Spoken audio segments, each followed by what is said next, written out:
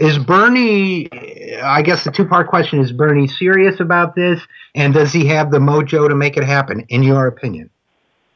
Right, so the recent talk is stemming from this interview he gave to John Nichols in The Nation. So it's been something that I think he's been thinking about for a while now. And I think that the trip that you're talking about that I did a piece on in these times was emblematic of that, and that was back in the fall.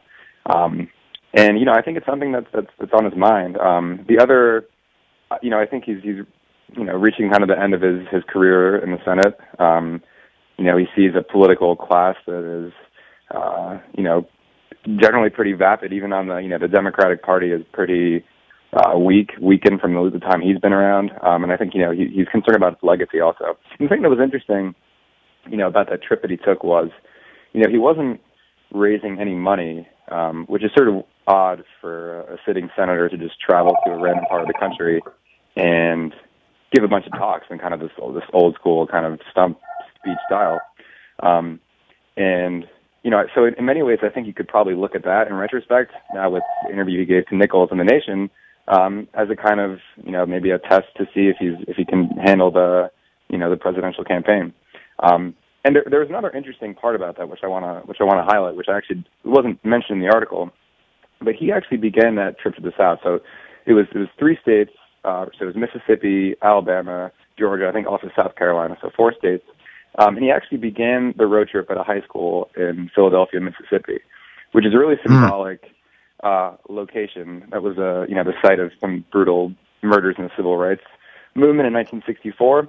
It was also where Ronald Reagan gave this very infamous speech kicking off his presidential campaign, 1980.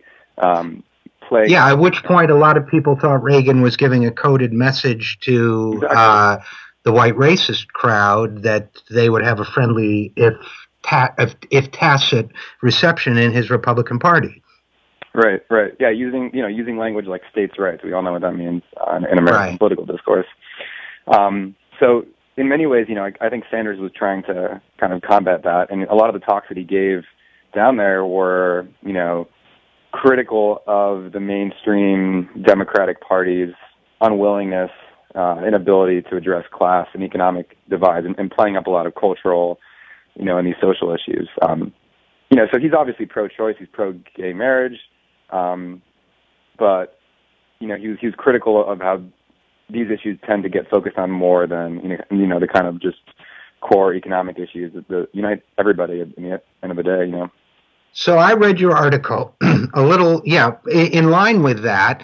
First of all, I should have pointed out your article was written at the end of October. So in a way, I saw it as a foreshadowing of his comments to Nichols. And when I read it at the time, my feeling was, he's beginning to test the waters by acting presidential, by going out of his home state, by going to places like that.